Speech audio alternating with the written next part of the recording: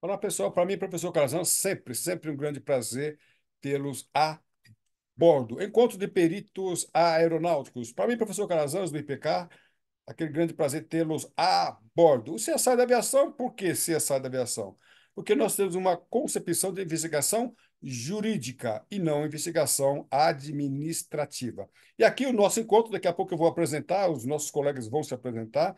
Nosso encontro aqui tem pilotos aerojuristas, controladores de tráfego aéreo, peritos aeronáuticos. Na realidade, os nossos encontros de peritos aeronáuticos teremos só profissionais, tá? Aqui a gente vai evitar pessoas leigas no assunto para darmos as nossas opiniões baseadas em conhecimento e experiência. Então, aqui, o que é o perito aeronáutico? Aquela expressão de Ives Gandra. Ives Gandra falou: perito é o profissional que acumula simultaneamente conhecimento e experiência. Então, tem gente que tem muito conhecimento, mas não tem experiência. E tem gente que tem experiência e não tem conhecimento. Então, a nossa concepção de peritos tem essa finalidade de agrupar pessoas que simultaneamente acumulam experiências e conhecimento. Então, nós não vamos dar aqui opinião leiga. Podemos até ter opiniões divergentes, né? Contudo, são opiniões de especialistas. CSI da aviação e a perícia aeronáutica. Esse é o nosso foco, tá bom? Investigação de acidentes aeronáuticos com o viés de perícia, uma concepção ainda não sedimentada, ainda não consolidada no nosso país. O nosso bate-papo aqui será sobre dois acidentes: helicóptero no litoral paulista e também um acidente em Tóquio. Tá? É, Para vocês que quiserem conhecer o site do professor Calazans, rapaz, como eu estou bonito aí, estou até. Esse aqui que vocês estão vendo aqui na câmera é o Calazans real, aqui é o Calazans burro, né? E na foto é o Calazans com inteligência artificial. Então, nós temos o. Se vocês quiserem conhecer os nossos peritos, nós temos a galeria de peritos aeronáuticos. Inclusive, você pode ser um deles. Então, nós temos aí a Delfina, que está participando conosco, ela faz parte lá da galeria de peritos aeronáuticos. Então, você entra no nosso site, Galeria de Peritos Aeronáuticos, e aí você olha ali o site, na realidade, os dados da Delfina, qual é o seu currículo, área de atuação. Se você quiser contratá-la, tem também lá. Aqui também temos o nosso colega Gerson Fragoso, que vai contar rapidamente a experiência dele, piloto comercial, também já está atuando como perito, trabalhou na Embraer e assim por diante. Tá ok? Então vamos lá. Tô com um pouquinho de tosse aqui, mas a gente vai superar isso. Então, investigação criminal com uma abordagem, tá? Com uma abordagem de psicologia forense, eu vou falar um pouquinho sobre isso aqui, tá? Psicanálise forense, também muito ligado a isso aí, e também investigação jornalística. Então, eu falei aqui, nós estamos em off agora há pouco, e falei que essa semana, semana passada, essas 2 semanas eu trabalhei muito com a mídia, vários, e nem sempre eu apareci nas entrevistas. Mas, contudo, montei a pauta, criei a pauta, e tem várias finalidades. Uma das finalidades é trabalhar com utilidade pública. Quando ocorre um acidente, as autoridades aeronáuticas investigativas não prestam esse serviço, nem devem prestar, não é o objetivo. Mas a sociedade fica vagando. E quando sai o relatório, 1 hora, desculpa, 1 ano, 2 anos depois, ninguém está mais ligado. Então, esse é o melhor momento de nós prestarmos assistência e utilidade pública. Então, pessoas, morreu ali praticamente uma família, 4 pessoas no helicóptero, não sei se morreram, né, mas estão desaparecidos. Então, as pessoas hoje fica sempre culpado. A gente vai falar sobre toque, evacuação. Então, como que é uma evacuação? Esse, para mim, é o melhor momento. Então, os peritos, eles também podem e devem prestar o serviço de utilidade pública, aliando-se aos jornalistas. Ok?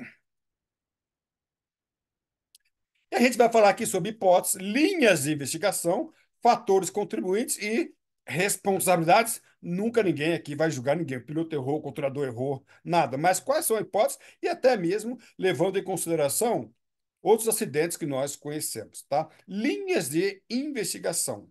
Esse é um ponto bem interessante. Lembrando que o professor Calazans tem um curso de perito aeronáutico. O curso é online, tá bom? O nosso curso perito aeronáutico, se você quiser conhecer, está no site do professor Calazans. Em curso, você tem acesso a todas as informações, tá? E descontos especiais para membros que são membros da Academia do Direito Aeronáutico. Os membros da Academia do Direito Aeronáutico têm uma série de ações. Uma delas é isso aqui, o encontro de perito, tá? Eu estou fazendo, nós já trabalhamos com várias universidades, nós pretendemos criar uma, uma, uma linha, né, de uma linha de peritos aeronáuticos para criar essa concepção. Então, o perito aeronáutico ele precisa conhecer o sistema aeronáutico, nós precisamos debater, criar essa concepção de auxiliar advogado, promotor, juiz. Então, quais são as linhas e como debater essa linha? Depois, se alguém quiser contrariar, fique à vontade, mas eu tenho para mim que essa linha, essa concepção está muito a desejar. Então, a Academia do Direito Aeronáutico tem a finalidade de promover cursos, encontros presenciais, encontros online, com a finalidade de implementar a concepção da investigação jurídica ou investigação judicial. Ok? Lembrando que nós estamos aqui no site, vai para o canal do YouTube, e no canal do YouTube nós temos vários vídeos, videoaulas sobre esse assunto, e você pode interagir, colocar aí a sua inscrição, tocar o sininho, para que você receba todas as informações e também mandar perguntas para o professor Calazans, tá? E aí a gente pode também transformar a sua pergunta em debate, discussão e videoaula. Ok? E lembrando que o perito aeronáutico tem várias funções, tá? É, aqui a gente está trabalhando também com a concepção da utilidade pública. Então, eu vou pedir para os nossos colegas serem não tão técnicos, porque existe aqui, para você ter uma ideia, tem uma gama aqui de jornalistas, eu contei aqui mais de 100 jornalistas na minha lista, que se interessarem em participar e ouvir, e vão ouvir isso aqui depois. Então, a finalidade também de alcançar. Até interessante, uma vez eu fui falar sobre um acidente aeronáutico envolvendo um helicóptero, e eu falei que a hélice de trás, e foi por alguns especialistas da aviação muito criticado. Calazans, que coisa horrível, você falou hélice de trás, como que pode um especialista falar hélice de trás ao invés de falar rotor de cauda? Eu falei para eles, mas eu estava numa televisão, né? Então, televisão eu não falo para técnicos. Então, se eu falar rotor de cauda, ninguém vai entender. Se eu falar tubo-hélice, turbina. Então, quando a gente presta um serviço de utilidade pública, tá? Inclusive o perito, tá?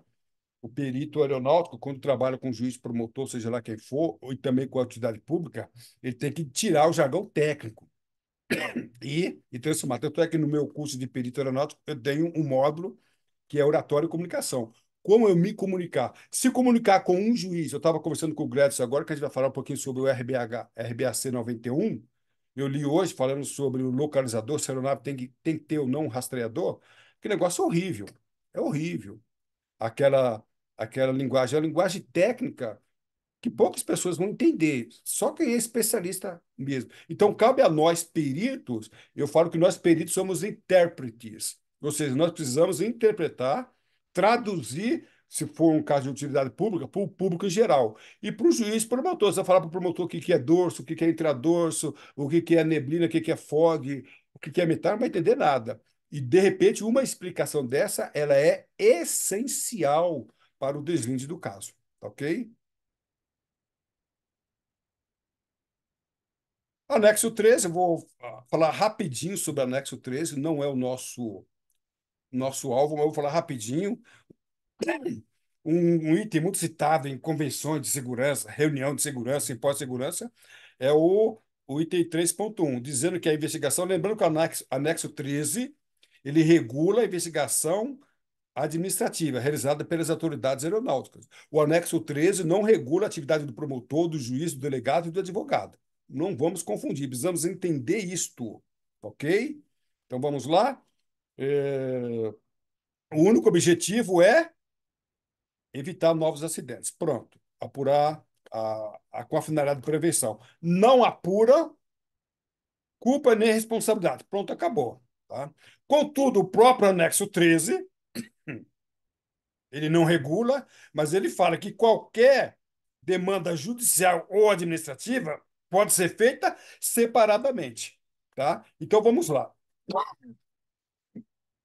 Nós que somos peritos, nós estamos enquadrados aqui. O anexo 13 não vai regular a nossa atividade de perito.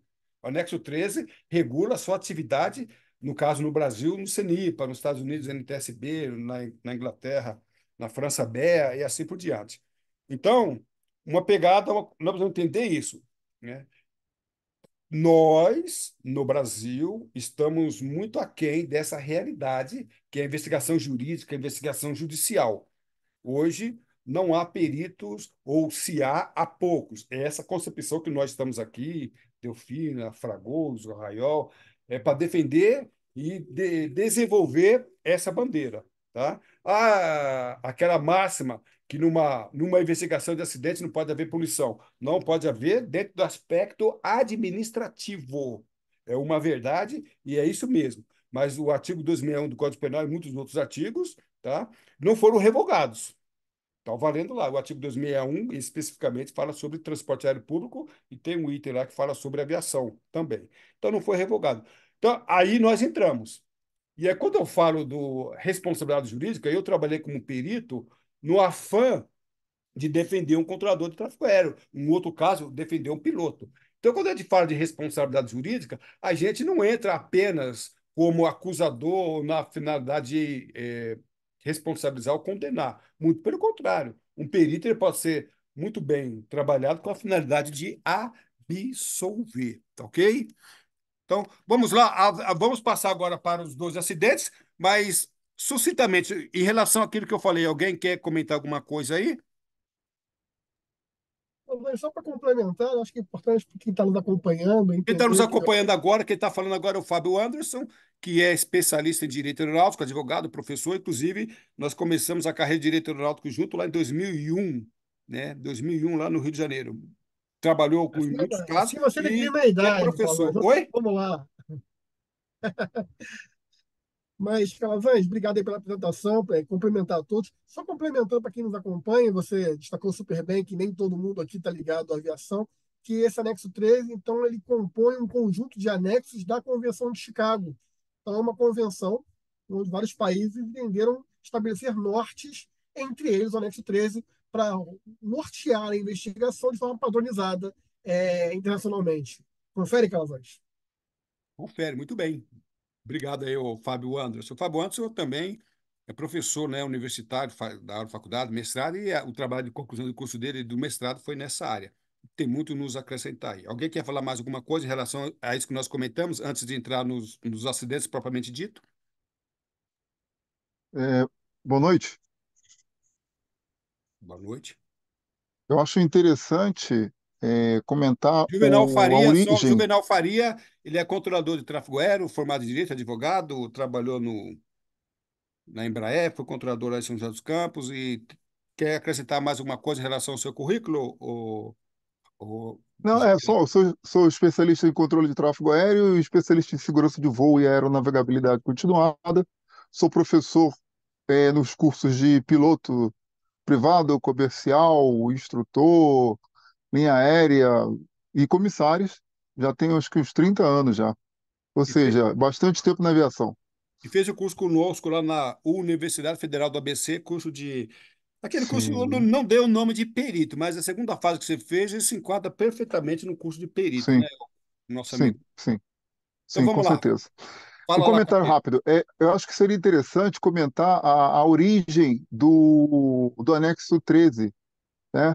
Porque seria bom citar para o leigo que existe a Organização de Aviação Civil Internacional, que padroniza a aviação civil internacional, e ela está ligada à ONU, Organização das Nações Unidas. Tá? Acho que isso é interessante o pessoal querer consultar.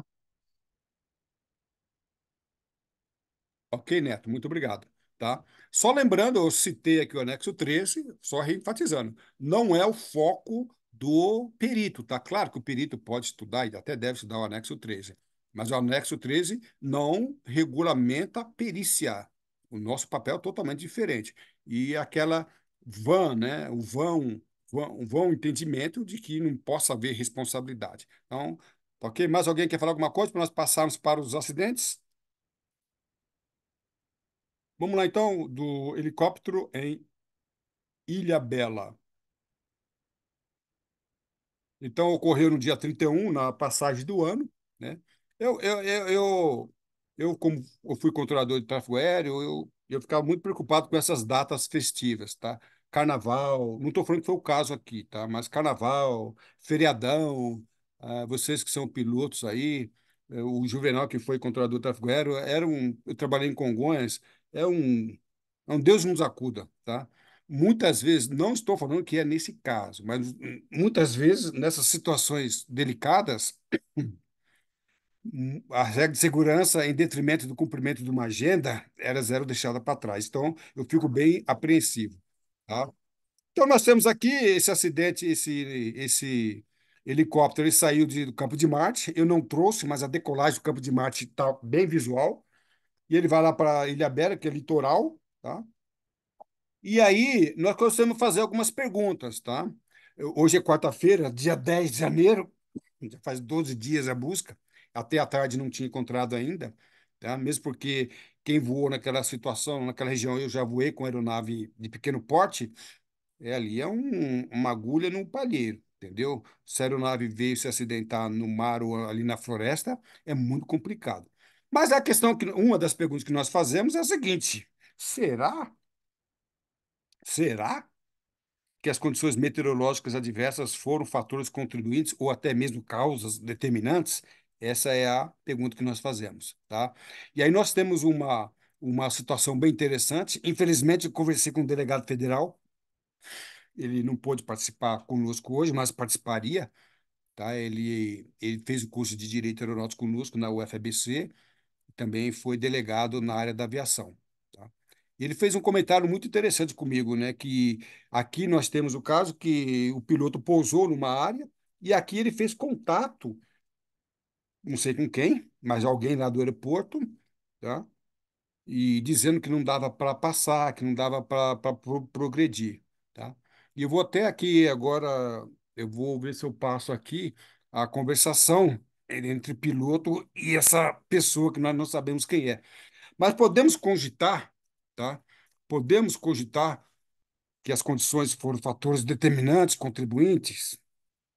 Essa é uma das perguntas. Se alguém quiser comentar alguma coisa sobre isso, rapidamente.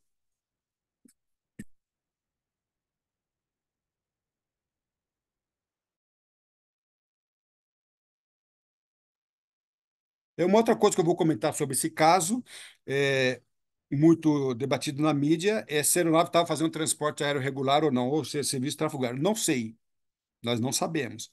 Contudo, olhando na ANAC, né, no RAB, no Registro Aeronáutico Brasileiro, nós percebemos que essa aeronave não é homologada para fazer voo, não é autorizada a fazer voo de transporte aéreo regular, ou seja, táxi aéreo. Então, uma resposta aí de utilidade pública que algumas pessoas fizeram, principalmente artistas, né? Eu estava em contato com uma determinada rede de televisão, muitos artistas, personalidades aí, jogadores de futebol, cantores, perguntaram como é que eu sei que uma aeronave está homologada a fazer um voo de transporte aéreo? Lembrando que quando a aeronave é homologada a fazer um transporte aéreo, um táxi aéreo, no caso, ela percorre requisitos mais criteriosos, que fazem valer a segurança. Então, uma aeronave da aviação geral que não faz transporte aéreo não segue os mesmos requisitos. Então, a aeronave, para ser certificada para transporte aéreo especial, que é o táxi aéreo, ela precisa, o piloto e a aeronave precisa seguir esses critérios que são mais atenuados em relação a segurança. E como é que eu sei? Agora, utilidade pública. Ver a matrícula da aeronave, que é aquelas letras que ficam na cauda ou na asa do avião, e entra no RAB, na ANAC, RAB, e só cita lá, você digita a matrícula no RAB e automaticamente vai aparecer essa ficha. Eu peguei parte da ficha, vai aparecer vários dados lá. Um dos dados é esse, tá? Então, fica aqui um serviço de utilidade pública. E prestar atenção, né, se a aeronave não vai, se o voo, o contrato não vai mudar de aeronave. Uma coisa interessante é saber se a aeronave opera por instrumento ou não.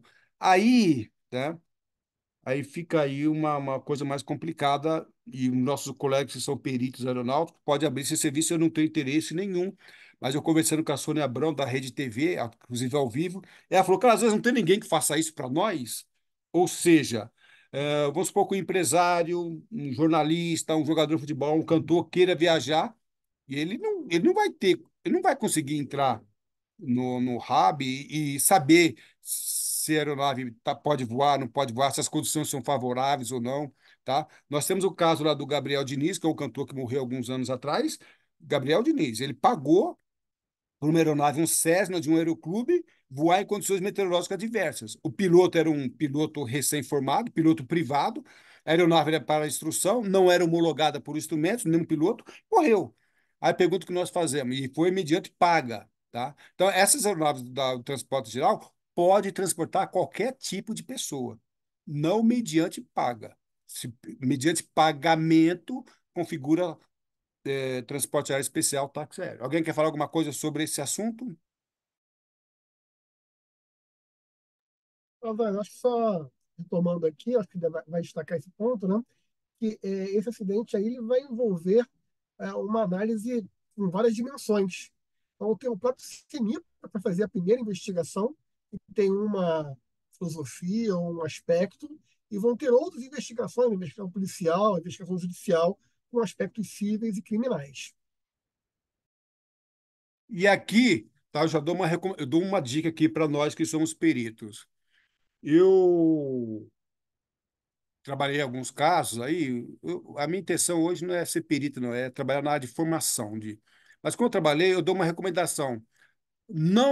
Evite trabalhar, não está errado, mas evite trabalhar sozinho.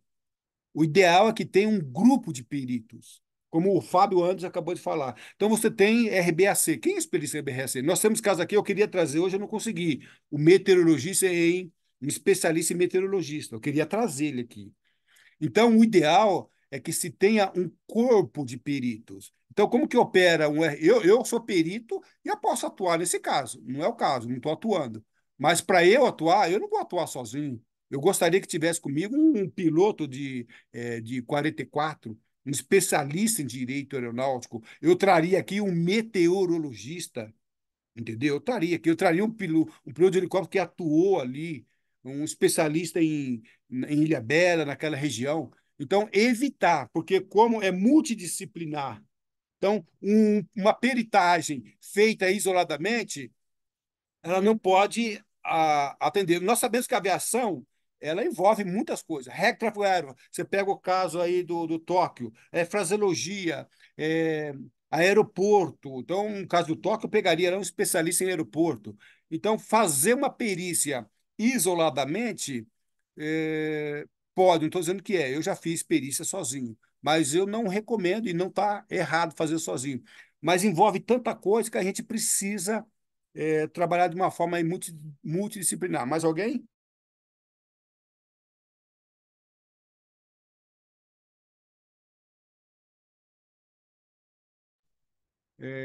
Lembrando, tá? Só lembrando uma coisa, diretamente, tá? Se ele cometeu uma infração, se cometeu uma infração, tá?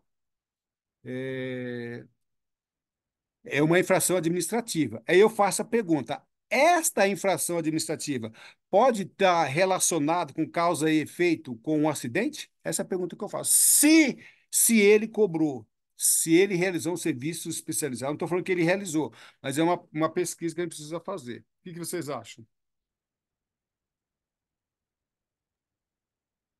Bom, Carlos, de repente eu até queria ouvir um pouco também do Raiol, que é piloto, mas eu acho que aquele comandante que não tem essa atividade regulamentada de táxi aéreo, tem um fato, pode ser um fato contribuinte, eu não sei, a quantidade de descanso que ele tem entre a jornada, quantos voos ele faz por dia, todos esses aspectos vão ser analisados e vão fazer parte da análise de todas as perícias. tanto a criminal, quanto a civil, quanto a administrativa do CENIPA.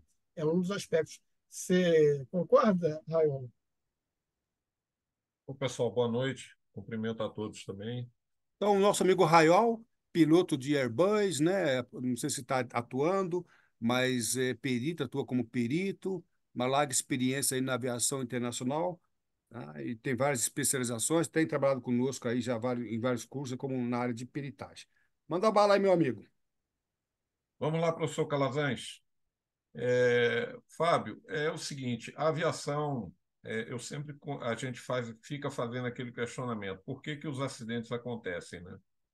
Eu escrevi um artigo com esse tema e a gente sabe que o acidente ele não ocorreu naquele exato momento. Isso são falhas que a gente sabe que dentro do sistema já estão ali, digamos, falhas latentes ou falhas que já estão já atuando e que não são percebidas, né? Então, a gente tem, dentro de todo esse cenário, nós temos o fator humano, que é o que impacta mais hoje em termos de uma avaliação. A gente sabe que o fator humano chega aí a 80%.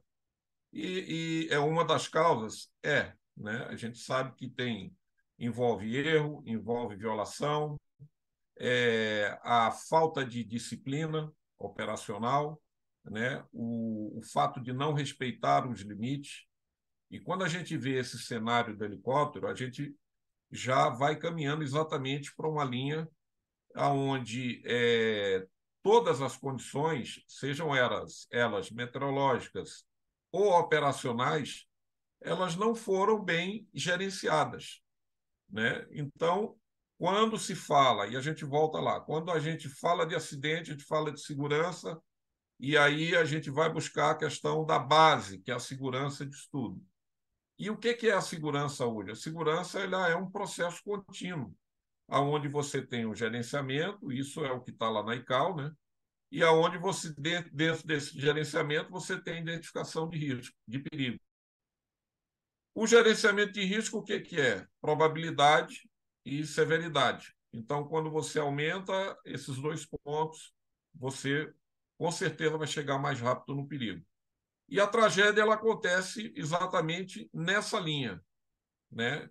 O aviador, ele está ali, ele é responsável. Então, como ele tem essa responsabilidade e ele sabe, dentro de todo esse escopo, qual é o melhor remédio para dar para uma condição segura, aonde tudo esteja no nível aceitável, então é o que se espera hoje do profissional, né? Então, pegando esse acidente, no caso ali, pousou naquele exato momento, faltou um gerenciamento por parte do piloto, até mesmo pela experiência dele. Não quero aqui só falar do piloto. Eu falo de outros problemas aí. A gente sabe que não é só o fator humano. O fator operacional, a máquina, o meio, e esse é a base que a gente tem para poder iniciar toda essa trajetória dentro de uma investigação e dentro daquilo que a gente chama de segurança, né? Então, o que é a segurança, eu vejo nesse escopo, que é gerenciamento, processo contínuo e nível aceitável.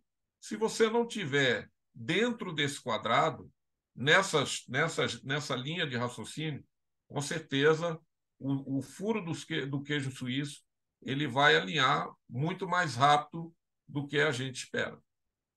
Passando a palavra para o Juvenal. Juvenal, sumiu aqui. Eu estava com as gravações, não sei se vocês ouviram, mas eu fiz um vídeo, tá no meu canal do YouTube, sobre esse caso rapidamente, e lá eu apresento o vídeo.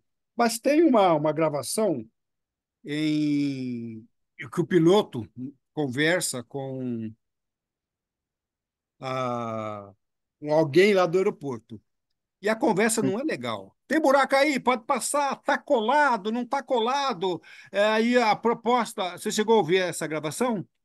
Sim, eu vi. Você acha que é claro que essa gravação, nós não estamos falando aqui de investigação técnica, investigação jurídica pelo delegado, quem quer que seja. Você acha que essa comunicação traz alguma coisa que a gente possa trabalhar?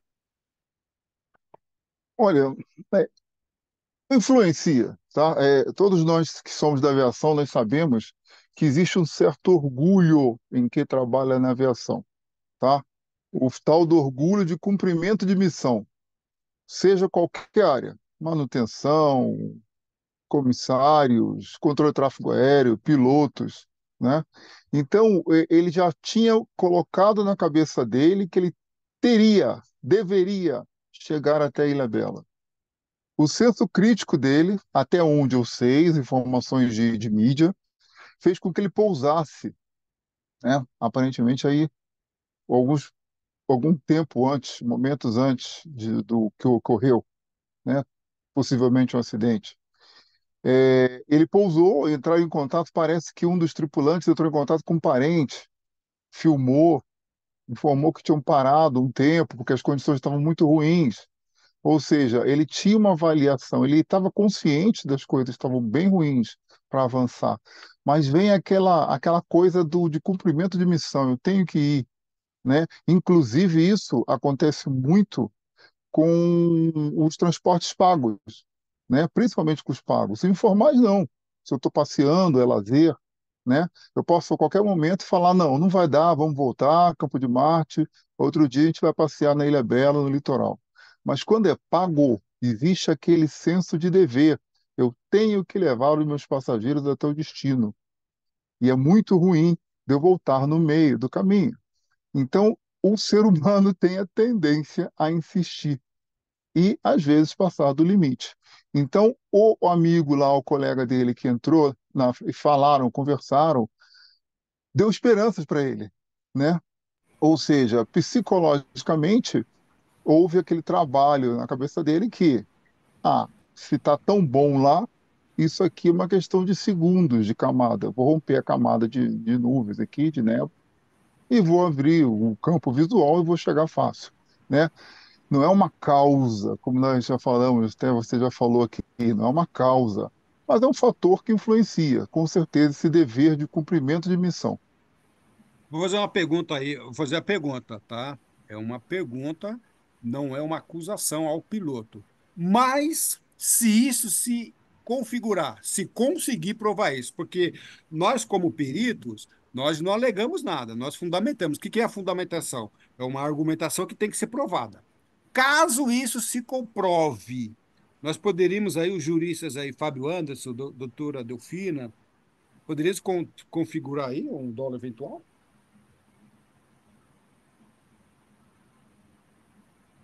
Bom, sendo cavaleiro, eu vou passar a palavra para a Delfina. Opa, que bom. Boa noite também, em primeiro lugar, para todos. Delfina, só me Quando nós apresentar. falamos. Delfina, uma doutora comissária, com larga, ela e o doutor Cruz aí, né? Várias experiências internacional, é perita aeronáutica e um monte de coisa aí. Vamos lá, dona.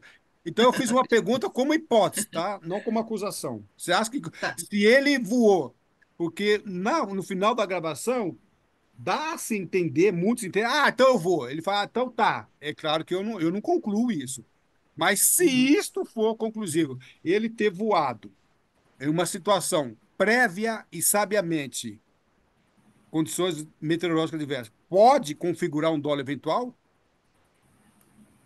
Olha, só para a gente começar a entender, né, talvez para o leigo, como você falou, o papel do perito, eles vão ter duas posições, na verdade, três posições muito importantes no processo, estou falando como no processo. Nós vamos ter o assistente do juiz, que vai fazer os olhos do juiz no processo, e os assistentes das partes. Qual é o papel do perito nesse sentido? Defender a sua parte com os documentos que existem para mostrar ao juiz que as provas eminentes ou as que podem levar ao entendimento de uma sentença favorável, esse assistente é capaz de provar isso. A questão de nós provarmos se é um dolo eventual especificamente, em qualquer caso, porque eu não vou entrar nesse especificamente, isso vai ser baseado nos documentos e nas provas que nós vamos ter acesso. Lógico que pode ser dolo eventual para o assistente, para o outro assistente se entender diferente e o assistente do juiz também. Então, esse jogo, né, esse entendimento da perícia, é muito, muito delicado e muito importante. Nós que temos acesso a vários processos de aviação, a gente vê o que vários peritos escrevem e pessoas, às vezes, experientes, que não têm o mínimo sentido. Baseado, então, também com o juiz que também não entende de aviação. Olha como é complexo isso. Então, nós afirmarmos que realmente é uma situação, isso vai requerer, primeiro, um conhecimento muito grande da parte administrativa e operacional. Terceiro, entender o básico, como, por exemplo, que as documentações que o CNIPA emite, ainda existem advogados, existem peritos que entendem que é transitado em julgado isso. Não. O CNIPA, como todos, né, sabem, ele é óbvio indício de um acidente. Então, fazer qualquer afirmação num processo como perito vai depender muito deste conhecimento e do que o juiz vai entender ao final. Esse é o meu entendimento. Parabéns. Fala, Fábio. Complementando a Delfina, primeiro, né, sempre um prazer ouvi-la, né? Eu tenho um carinho enorme pelas aulas que a Delfina nos transmite. Eu concordo com ela integralmente. Acho que, em primeiro lugar, esse caso em especial, acho que tem muito em respeito às famílias que estão angustiadas por saber o que aconteceu com os entes queridos. A gente está fazendo uma abordagem muito pedagógica e discutindo algo com o efeito de evitar que isso aconteça novamente. Acho que esse fique bem claro aí para quem nos acompanha. Eu tenho dificuldade de entender nisso aí um dólar eventual, tá? Numa conduta parecida com essa. Até porque a gente entende que o próprio piloto também ele é parte e ele quer chegar ao destino em segurança. Então, ele dificilmente ele vai ali se colocar numa situação de perigo intencionalmente. Ele acreditou piamente que era uma condição que ele podia ultrapassar aquela dificuldade climática, aquele obstáculo, e chegar ao seu objetivo. Então, eu não consigo verificar, numa primeira análise, qualquer intenção do piloto que não seja zelar pela própria vida e pela vida dos seus passageiros, qual ele é o responsável como comandante. Perfeito. Calazans, Calazans, me permite uma observação, já que nós Permite, estamos claro. falando, né, para pessoas que... Só antes de você complementar, deixa eu falar com o Fábio só uma coisa. Essa argumentação que o Fábio usou, ela é muito interessante. Eu já vi ela utilizada, e até mesmo em sentença. Mas eu discordo e divirjo, e vou explicar por quê. No acidente de Chapecoense, a quantidade de combustível não envolveu a alternativa e nem o tempo de espera. O tempo do destino foi igualzinho, tá? Então, naquele caso, é impossível. Embora o piloto seja parte do processo, ele assumiu o risco. Não tem como, ele assumiu o risco. Então, uma vez eu estava conversando com um juiz e ele foi com essa tese. Calazans, na minha opinião, eu não acredito em dólar virtual, uma vez que o piloto é parte do processo. Aí eu mostrei alguns vídeos para ele. Ele falou, Calazans, isso não acontece na aviação, Calazans. Eu estou mostrando vídeo aqui, doutor juiz, excelência, de coisa real. Ele falou, então, aí ele mudou. Calazans, se isso que você está me mostrando acontece na aviação, então ele falou para mim, eu acabo de mudar a minha opinião. Eu aceito dólar eventual, tá? Então, o que acontece muitas vezes, aí eu explico. Você pega o voo da noiva, que vocês podem ver no meu site lá, está no YouTube. Ali, para mim, é um claro exemplo de dólar eventual. Aí, baseando naquilo que o Juvenal falou, Neto falou, então o piloto ele tem que entregar a mercadoria. E às vezes ele se arrisca. Eu acredito em dolo eventual. Quer ver outro exemplo? O camarada tem um item no gol. O documento do avião, o fabricante falou que sem esse item funcionando, ele não pode ir. Está escrito, é no go. Tá claro. Aí ele vai voar. Aí o avião se acidenta para daquele item. Poxa, se o documento do avião está dizendo, o manual técnico está dizendo, o fabricante está dizendo, como é que ele voou com aquele item em falta se era no go, era determinante que ele não voasse? Então, isso já aconteceu várias vezes. Então, eu entendo a tua posição, respeito, mas eu divirjo diante das situações. E eu já vi o cara voar. Eu vi um outro acidente que eu não vou comentar.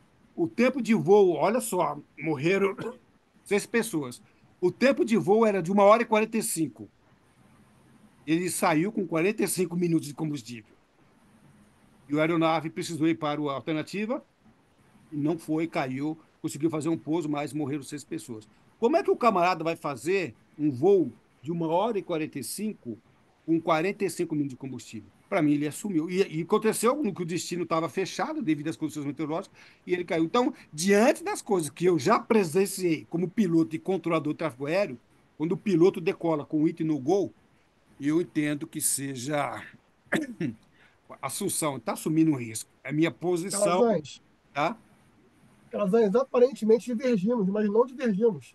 A minha posição foi a seguinte: inicialmente, aparentemente, esse caso não me convence de um dólar eventual. Não Tá estou bom, dizendo aí eu concordo contigo. Aí sim. Não estou dizendo para você que isso em milhares de casos da aviação, É. felizmente, um percentual ínfimo é dólar eventual. Mas eu tenho a acreditar que a maioria dos casos de Ah, acidentes não, aí não sim. são, não vão. Então, assim, aparentemente discordamos, mas eu sei, eu conheço a tua posição, eu sei que você é muito enfático, mas na verdade a gente converge só em níveis diferentes. Ok. Eu não partiria com o ponto de partida, para mim, nesse caso, não seria dólar eventual, tá? Eu não estou aqui falando, eu só estou perguntando como nós fizemos a preambular aqui, é tudo como hipótese. Então, eu coloquei como hipótese, porque essa hipótese, você que é especialista em indenização, responsabilidade civil, pode ter mudanças em relação à indenização. Delfina, está contigo. Não, é só fazer um adendo rapidinho, né? Eu acho bacana esse assunto, porque a aviação, ela é tão rica em informações, quando você tem acesso e conhece o sistema, que você chega no fabricante da aeronave, no fabricante do parafuso da aeronave. Então, hoje em dia, você falar que um acidente, por exemplo, foi dolo eventual ou não foi, se você conhecer bem o sistema, você consegue descaracterizá-lo com muita tranquilidade se você tiver acesso às informações corretas. Então, não existe mais a questão do errado, questão líquida, errada ou certa, né? Existe o conhecimento que você pode fazer justamente através da perícia, um embasamento técnico onde você pode conseguir não ter argumentos para serem contra-argumentados, né? Isso é muito legal. É só isso. Meu Uhum. filho, você matou a pau. Então, a título daquele exemplo que eu falei para o juiz, que o juiz conversou comigo, não acreditava em dólar virtual, e quando ele viu os vídeos que eu passei, ele falou, mudei de ideia. Então, cabe a nós, às vezes até, teve um caso aí que eu participei, não como perito, mas acompanhei, e que o controlador foi culpado com dolo. O promotor acusou com dolo, e nós acreditamos que não havia dolo. Então, o que a Delfina falou é essencial, mas cabe a nós, peritos, mostrar essas nuances que o promotor não conhece, o juiz não conhece, o delegado não conhece, e às vezes nem um advogado que está trabalhando conosco. Às vezes você tem um advogado que ele é especialista em voo de ultraleve, mas não conhece, por exemplo, os detalhes de um aeroporto complexo como Congonhas, por exemplo, um voo por IFR, uma operação radar. Aí entra, então o nosso bate-papo aqui é encontro de peritos. Então a Delfina foi cirúrgica. Então cabe a nós definirmos se é ou não, diante do nosso conhecimento técnico, traduzir isso para quem quer que seja. Muito bom, obrigado aí. O Vamos lá. Fragoso está querendo falar. Quem? Eu só levantei a mãozinha, Não, mas não levanta a mão, mas não. Pode entrar ragando, complemento. que nem sempre aqui eu tô Então tá, ouvindo. complementando Então, aqui então a Jefferson Delfina. Fragoso. Jefferson, vamos gravar um podcast, hein? Jefferson Vamos ver, aqui é se eu piloto. tiver em São Paulo, com certeza. Jefferson que é piloto, também trabalhou com a gente na área de ensino da aviação, trabalhou na Embraer. Vamos lá, quer falar alguma coisa, Jefferson Fragoso? Complementando o que a Delfina já explicou, muito bem explicado aí, para variar, né, Delfina? Sobra muito para a gente. Mas eu queria acrescentar apenas duas outras funções interessantes, que eu já exerci essas funções, tanto período de juiz quanto período de parte, mas existem mais duas que são possibilidades para o perito aeronáutico.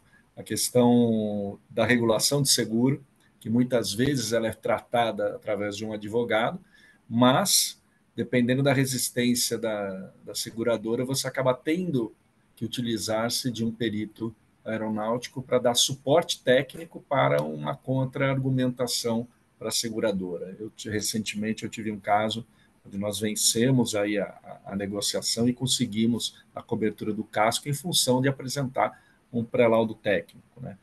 E também a questão do inquérito policial, que muitas vezes você, de alguma forma, o advogado da parte ele precisa estar presente ali. Infelizmente, a Lei 12.970, de certa forma, ela criou um filtro entre a investigação administrativa, né, do sistema de investigação oficial e a investigação jurídica, de forma que o acesso a todas as informações não é just in time, não é no momento oportuno e muitas vezes é demorado e acaba sendo muitas vezes exigido através do inquérito policial, através de uma orientação técnica, uma argumentação para com o delegado, substanciando para que ele possa solicitar através do juiz, no inquérito que acompanha o inquérito policial, as evidências técnicas que você, teoricamente, deveria ter acesso de forma um pouco mais fácil.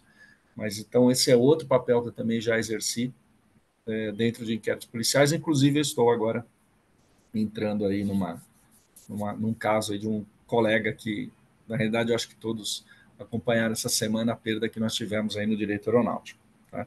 Esse é um ponto importante. Com relação ao Hobbs 44, eu gostei do debate a respeito do dolo eventual. Eu ouvi várias vezes essa conversa do piloto para com esse colega dele. Né? Em determinados momentos você percebe nitidamente que ele não está confortável em cumprir a missão. Ao mesmo tempo, você verifica o pouso intermediário que ele fez por questões de condição de tempo. Então, ele estava realmente consciente de que aquilo não era uma situação totalmente agradável. No meu entendimento de perito, alguma coisa o fez insistir. Então, teria que haver uma investigação um pouco mais profunda nesse ponto, para verificar se havia uma pressão comercial, se é que estava sendo feito um voo pago, se não havia uma pressão comercial, mas em função das relações, das inter-relações que havia com o pessoal do local de destino com relação a ele, a função dele, havia uma pressão por fora, porque eu não senti ele confortável na decisão. Isso, nas palavras dele, se você ouvir 2, 3 vezes o áudio, você percebe que ele não está confortável. Mas ele acreditou. Porém, existe uma questão dos mínimos meteorológicos. Os mínimos meteorológicos, assim como foi citado no Chapecoense, os mínimos de combustível, eles existem não só para criar uma margem de segurança para a aeronave, mas para criar uma margem de segurança para que você não tenha que se ver numa situação dessa. Então, a partir do momento que você desrespeita os mínimos meteorológicos, cabe seguirmos a orientação da Safety 2 hoje, onde se existe a tendência da investigação ir para cima do fator humano, por que este humano, que normalmente o humano não acorda com o objetivo de sofrer um acidente, por que ele seguiu? Então existe essa outra vertente a ser investigada. Então, ainda é cedo para a gente saber.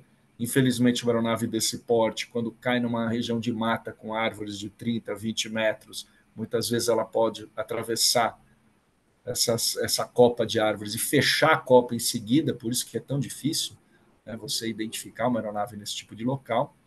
Há possibilidade de sobrevivência, há possibilidade, mas são locais que o sinal de celular é fraquíssimo, então bateria também acaba logo, e ainda mais o pessoal filmando e tudo mais, então a chance ali de você ter sobrevivente pode existir, e ao mesmo tempo a dificuldade de comunicação também pode existir. Dentro daquela mata, como eu dou treinamento de sobrevivência também para o pessoal de comissário, não é tão simples para os leigos caminharem ou deslocarem nessa região, alimentação e tudo mais. Então, é bastante complicado. É torcer para ter um resultado positivo. Muito obrigado, Fragoso. O Jefferson Fragoso, eu trabalhei num caso muito interessante, que um helicóptero se acidentou, o seguro não queria pagar porque o seguro, olha só, o seguro entendeu que o piloto estava voando em condições meteorológicas adversas e não quis pagar. Então eu fiz um parecer, tá? E achei interessante, por quê? Porque dólar eventual. Olha que coisa interessante, dólar eventual eu não pago. E aí nós tivemos, né, entraram na justiça, para ver. Mas ó, então eu trabalhei, na realidade, foi um voo realizado numa situação bem distante, lá no Nordeste. O meu argumento foi, ninguém tinha como provar as condições meteorológicas diversas, não tinha, né? Não tinha centro meteorológico, não tinha meteorologista, mas a questão ainda era outra, né? Que eu achei interessante que o seguro se negou a pagar porque o avião estava em condições meteorológicas adversas, no caso do helicóptero. Então, fica aí uma grande dica aí, tá bom? Vamos lá, então, prosseguindo.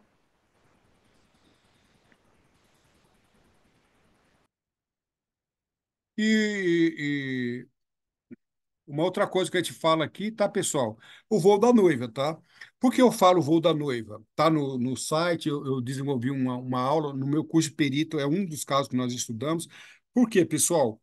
Porque você pode trabalhar, nós que somos peritos, tendo como base outros acidentes, tá? Isso é importante, tá? Você pode trabalhar. Então, essa recomendação que eu faço com o juiz. Olha, com os peritos. Então, nós podemos pegar outros acidentes, não que seja igual, mas de repente a causa seja, e a gente pode trabalhar aí. Tá bom? E a pergunta, no voo da noiva, né? Eu vi muitas pessoas afirmando que era dolo eventual. Mas, lembrando aí, né, que o dolo eventual, você tem uma repercussão bem diferente, tá? Bem diferente no que se refere à esfera penal e também na esfera civil, principalmente na administrativa, que é o caso do nosso amigo aí, Fábio Anderson. Tá ok? Podemos mudar de assunto, passar para o outro? Ou alguém quer acrescentar alguma coisa em relação a esse acidente? Eu acho que esse acidente e outros congêneres merecem depois um estudo específico, até tratando um pouquinho, né, mostrando o que é culpa, o que é dolo eventual. Talvez um convido aí, Carlos, para a gente poder voltar a esse tema até com mais informações no futuro. E aí, Fábio, eu já vou até falar uma coisa para você que é interessante. Eu estava conversando com um perito hoje de manhã, nada a ver com aviação, nada a ver. Mas eu conversei com ele de manhã, estou acompanhando ele, porque eu estou trabalhando com perito em várias áreas. E eu falo uma coisa: o perito não precisa ser jurista. Ok, não precisa ser formado em direito, mas ele precisa conhecer os basilares do direito, como o que é culpa, o que é dolo eventual. Outro dia eu vi um perito, ele pediu, cara, você pode ler o meu parecer? Eu li o parecer dele, né? Parecer, laudo, eu vou considerar aqui como sinônimo, mas não são sinônimos. Parecer uma coisa, laudo é outra, mas deixa quieto. Vamos supor que seja. Mas no caso, ele estava defendendo o piloto. Eu falei para ele, companheiro, você está defendendo quem aqui? Não, eu estou a favor aqui, advogado do piloto, sou assistente técnico. Eu falei, rapaz, um perito como você não precisa de inimigo, tá? Como ele fundamentou, ele sacramentou o cliente dele, porque era um perito que não, repito, não precisa ser formado em direito. Mas no nosso curso de perito, a gente trabalha com isso. O que é culpa, o que é dolo, entendeu? O que é dolo eventual. Uma coisa impressionante, importante para o perito é nexo causal. Como isso é importante. Isso aí, para mim, eu considero um dos assuntos mais importantes, tá? Então, o piloto decolou com as condições meteorológicas diversas, né? Mas é nexo causal? Então, não vou falar aqui sobre isso, né? Mas dando vazão ao que o Fábio falou, Fábio, um perito não precisa ser formado em direito, mas ele precisa conhecer o que permeia a sua atividade, tá ok? Só, só um exemplo, né? Eu estava num caso, acompanhando o caso, não era perito, mas acompanhei. Então, o controlador foi acusado na esfera civil. Aí estava trabalhando lá, tudo direitinho. De repente, o advogado fala comigo, Calazans, o que está pegando aqui? Chegou uma denúncia, hein? Da esfera criminal militar. E aí ele não conhecia nada da justiça militar. Nada. Nada. Então, uma coisa interessante. A área que você vai atuar, o que envolve? Então, o perito, ele não precisa ser especialista em direito militar, mas a metodologia é diferente, não é a mesma coisa. Então, você vai na esfera comum, na justiça comum, você vai ter juiz togado, lá você vai ter juiz leigo, que não é nem formado em direito, entendeu? E aí as coisas começam a complicar, e ele sofreu. Ele jamais esperava que, pelo mesmo caso, pela mesma conduta, o controlador poderia ser acusado na esfera militar, na esfera civil. Então, precisa conhecer. E o procedimento é diferente. Você trabalhar com um juiz togado é uma coisa. Trabalhar com um juiz leigo, que não conhece direito, meu Deus do céu, é a nossa justiça. Ok? Então vamos passar para o próximo? Podemos? Acidente em Tóquio, tá? Pessoal, só lembrando que aqui é preambular, tá? Do nosso curso de Direito Aeronáutico, esse vai ser um estudo debatido, aí nós exaurir o caso, tá? Aqui é só uma Calazans, preambular. Vamos trabalhar mais aí nesse caso. Não tem como, no encontro de uma hora e meia, a gente exaurir. Nós estamos falando sobre hipóteses, linhas de investigação, e essa concepção vale para os outros acidentes, ok? Calazans, Pode falar. eu só queria ressaltar sobre esses casos que você apresentou, não só o voo da noiva, como o que a gente já está comentando, que é o acidente que ocorreu, é que o aviador ele tem todas as ferramentas e para poder aplicar em condições adversas, né? A gente sabe disso. E uma delas é o treinamento, né? E eu acho que o treinamento é um ponto importante, é a base para que o piloto possa tomar suas decisões, inclusive quando não se encontra numa condição confortável. Ali sim é o que eu falo, ele vai aplicar o melhor remédio dentro de uma cirurgia, como o médico faz, ele vai utilizar a melhor ferramenta para que ele saia daquela condição, né? Então a gente vê que nesses dois casos as falhas elas foram sendo as lâminas de segurança, né? Elas foram sendo ultrapassadas até chegar no acidente, né? Então a gente vê como que as coisas como que o acidente ocorre, né? Então só queria ressaltar esse ponto que as ferramentas que a gente tem, a gente não pode ficar só no discurso, tem que ter congruência com a prática.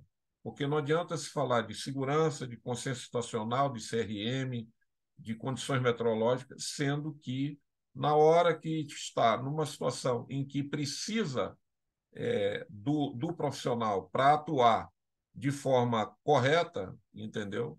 A gente vê que não vai por esse caminho. E a gente fica só no discurso e não na prática.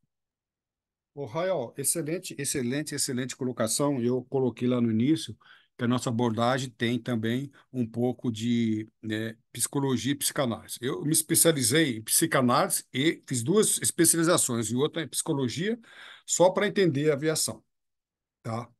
E eu vou ser sincero com você, estudando Freud a exaustão. Eu estudei também, fiz outro curso, três cursos, não, outro curso de neurociência para entender aviação. E amanhã eu vou gravar um podcast falando sobre isso, né? Sobre a psicanálise. O problema hoje é que a aviação, eu conversei esse dia atrás com um engenheiro, trabalhou muito tempo na Embraer. Eu falei para ele, vocês fazem avião aí de nota 10, elevada tecnologia. Aí o piloto não cumpre, não adianta nada. Então a tecnologia está avançadíssima, avançadíssima. Contudo, o fator humano, né, uma psicóloga da aviação falou para mim, Calazans, a aviação está doente. Não adianta você fazer avião, às vezes até dar treinamento. Então, o problema hoje é psicanálise e psicologia. A aviação está doente e faz tempo. Teu camarada, ele faz o treinamento. Aí ele faz. Eles atrás, olha só, hein? Eles atrás, eu estava conversando com um oficial da polícia de um determinado estado que hoje ele é piloto, ele foi piloto de helicóptero da determinado estado dele, da polícia, e hoje ele é aposentado. Ele foi pressionado a voar em condições meteorológicas adversas, com helicóptero, e com mais peso que ele deveria. Ele falou: eu não vou, e ponto, acabou. Ele falou: Calazans, eu sou coronel aposentado, eu já tenho uma boa aposentadoria. Não fui, ponto, acabou. Mas eu perguntei para ele: e se fosse uma outra pessoa, uma situação diferente? O cara está começando o serviço, não tem. Calazans, palavras dele, provavelmente ele iria. Provavelmente ele. Então, isso aí, não adianta, o piloto foi treinado, tá? Foi treinado. Então, o treinamento, a questão é outra. Eu vou fazer valer a parada psicóloga. A aviação está doente. O piloto faz um treinamento exaustivo. Aí tem um hit e no go. Ele vai por pressão do empregador, Então, o item não voou. Então, a questão, às vezes, ultrapassa os limites do treinamento. Ele sabe que não deve fazer aquilo, inclusive, ele foi treinado para não fazer aquilo. Aí ele faz. Eu fiz 3 especializações em psicologia, neurociência e psicanálise para entender a aviação. Aí o camarada, aí joga a Justin Curso que eu fui pressionado. Não, a aviação está doente. Então, esse coronel, ele não foi. E falou: quer mandar embora, pode mandar. Mas eu não vou voar. E explicou. Ele falou: Casão, se eu tivesse decolado, nós teríamos morrido. Mas, palavras dele. E nós conhecemos a aviação. Outras pessoas iriam. Então, aí, Rael, eu Você permite fazer, citar mais 2 exemplos aqui, só para você ter ideia sim. de como que a coisa está caminhando. Hoje, a contingência de combustível na 121, que era de 10%, hoje é 121, 3%. muitos leigos vão nos ouvir, é para a aviação Tá? comercial. Aviação comercial. Tá? Que era de 10%, hoje caiu para 3%, num cenário que a gente vê aí. E o outro exemplo que eu queria deixar para vocês foi um acidente que ocorreu também com a aeronave Airbus, né? Com condições meteorológicas. Eu não vou dizer a empresa aqui, mas caiu, o avião chegou totalmente destruído. Aí o piloto ele tem todos os recursos para não passar ali. E ele passa e chega naquela condição.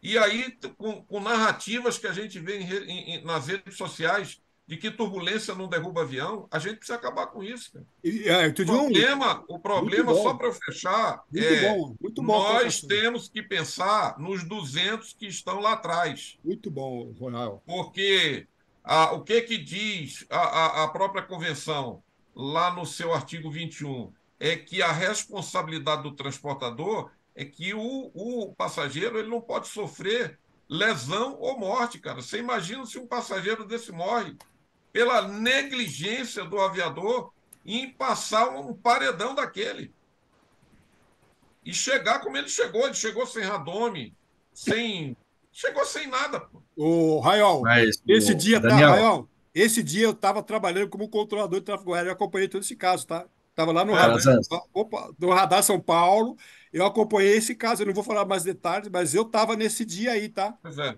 Eu, Calazans, como controlador de tráfego, acompanhei. Aí eu faço a pergunta: o cara que decolou, só um pouquinho, o cara que estava Pois é. voando na frente desse cara ele desviou. Aí a pergunta que eu faço: por que que ele não desviou? Eu estava trabalhando no dia, foi uma tarde. Eu estava trabalhando no dia.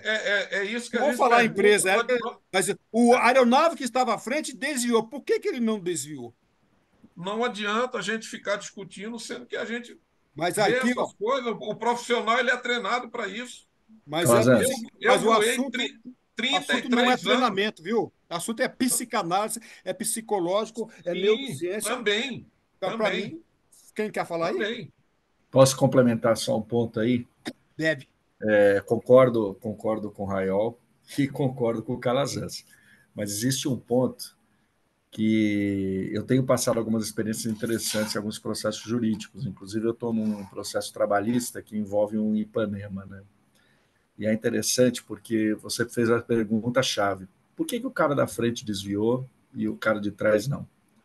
Eu posso te garantir que se o cara de trás soubesse que se um acidente ocorresse e ele fosse culpado exclusivamente, que a família dele ficaria desamparada porque o operador, o contratante dele, não teria a obrigação de pagamento de indenizações à família dele.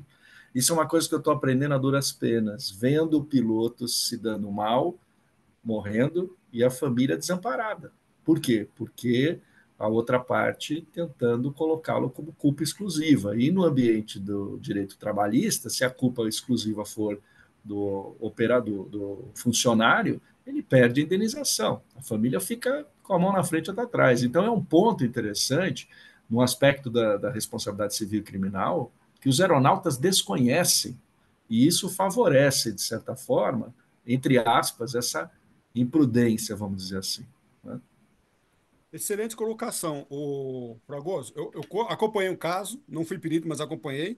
e que o helicóptero fez um pouso eventual num local totalmente. Eu sei que o seguro descobriu. O acidente ocorreu numa quarta-feira. Ele fez um pouso noturno, não tinha balizamento. As coisas mais horríveis. Uma aeronave de um empresário, tá? De uma empresário, uma aeronave muito boa, um helicóptero, tá? Foi numa quarta-feira. O seguro descobriu. Na quarta-feira seguinte, o empresário estava com outro helicóptero do mesmo tipo, caríssimo e com outra tripulação já contratada. O piloto morreu nesse acidente.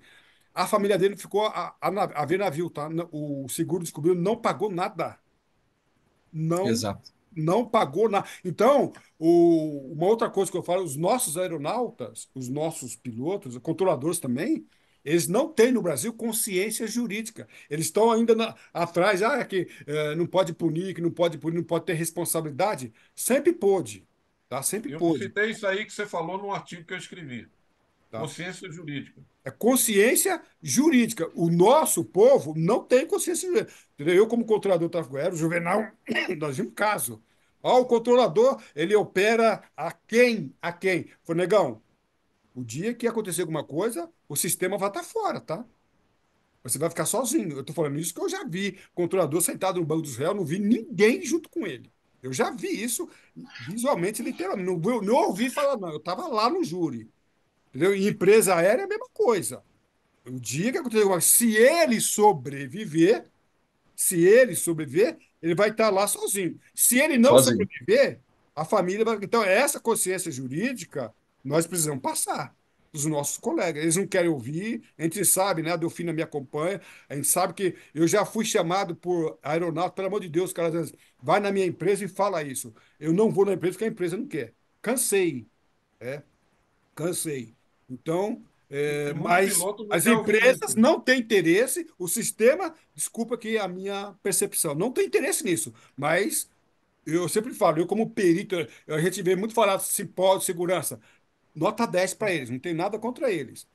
Mas é cipó de segurança aqui, segurança lá, mas num caso jurídico, você não vê ninguém deles junto não vê ninguém deles, não aparece um para falar. Você vê lá o piloto. Calazans, Outro dia, só concluindo aqui, outro dia eu vi um piloto algemado, eu vi o piloto algemado, eu estava na audiência pública, juíza, promotor, eu, delegado, desculpa, o advogado, e o cara lá algemado. Cara, essa cena, eu falei, cadê o pessoal de segurança de voo que fala tanto do anexo 3, não pode. Então, eu queria vê-los lá, e lá eles não estão. E você aí, Fragoso, que é perito, Delfina, que é perita, Raiol, esse pessoal de segurança, na hora do júri, não está lá. E nem é para estar, porque não é a finalidade dele, não é o objetivo. O que eu quero dizer é que nós precisamos de uma consciência. E essa consciência jurídica vai livrá-los dessa situação. Pode falar? sim, só um comentário breve. Eu fui Ó, desculpa aí que eu consultado por um tossi, desculpa aí que eu comandante. tossi na cara de vocês. Tô com uma. Não, desculpa, peço desculpa, achei que tivesse multado. Está me ouvindo? Eu fui consultado por um comandante de um evento que não saiu nos jornais, em princípio, né? Ele disse que não, também não vi nada.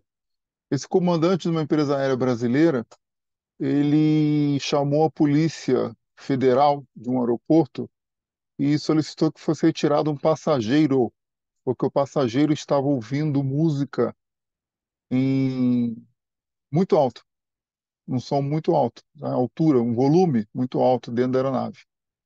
E ele chamou a polícia.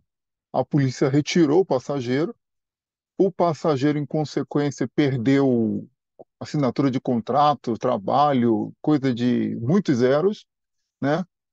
E o comandante, em princípio, não sei nem se foi, ele foi ameaçado de processo.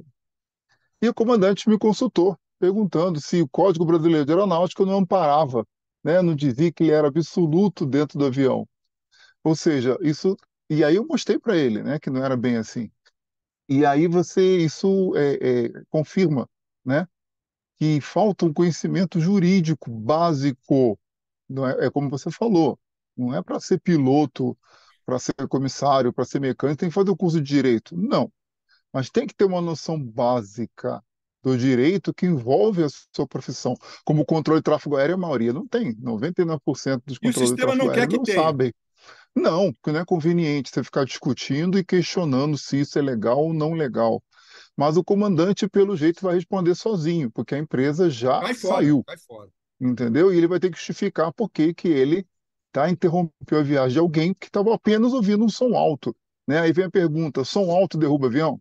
Coloca o voo em risco, né? Aí já é ponto para discutir. Mas vamos Mas lá aí, pro. mas aí Infelizmente, eu posso responder essa? Não? Claro, só, por só um favor. pouquinho, só concluir. Eu conversei com o delegado federal, eu não vou dar o nome dele, mas ele era para estar aqui. Infelizmente, ele não pôde. Ele falou, como delegado federal, trabalhando no aeroporto internacional, o comandante chamou, olha o que o comandante fez. Eu quero que você tire o passageiro tal. Determinou. Aí ele foi no avião, analisou, o avião já estava assim no táxi, voltou. Ele analisou e falou: não, o que está acontecendo aqui? Eu não lembro do caso. Eu gostaria que ele estivesse aqui para comentar. Ele falou para o comandante: não, não vou tirar, não. Não, comandante, eu quero que eu tire, não sei o que, eu sou o comandante. Aí ele falou assim: o comandante. Aí ele conversou comigo: Calazans, esses comandantes estão loucos. O comandante queria, ele falou assim: comandante, eu não estou subordinado. O delegado fala: o delegado federal.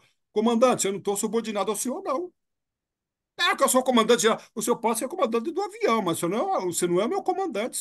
Eu, por delegado federal, estou aqui com meus agentes, não estou subordinado à tua ordem, não. Aí ainda o comandante falou: meu, eu estou determinando que você tire.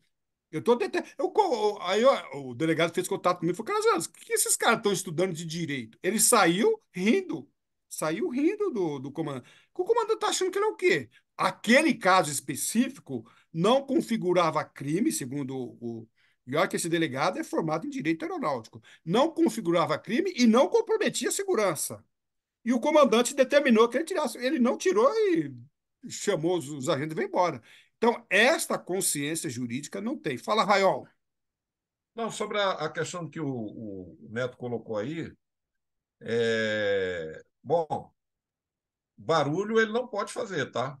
Ele não pode. E eu vou te dizer por quê e aonde que está. Portaria 676 GC5 de 2000, que dispõe sobre condições gerais do transporte aéreo no artigo 61, que diz que o passageiro não pode causar dano ou prejuízo, né, seja ele qual for, aos demais passageiros. Correto? Então, ali, eu tenho um contrato de transporte aéreo, eu paguei por um serviço, e se está incomodando, a primeira coisa é pedir para ele baixar. Ali não é local para isso, né? A primeira coisa. E se não obedecer, aí o comandante tem poder e dever de agir em qualquer situação. Mas, Isso Joel, aí, é, isso, é o Neto, é o Neto. Neto. Mas, olha, vamos dizer que o som alto atrapalha a operação da aeronave. Ok, não é o caso. A aeronave, a cabine é isolada do restante do avião. Então é um cômodo social.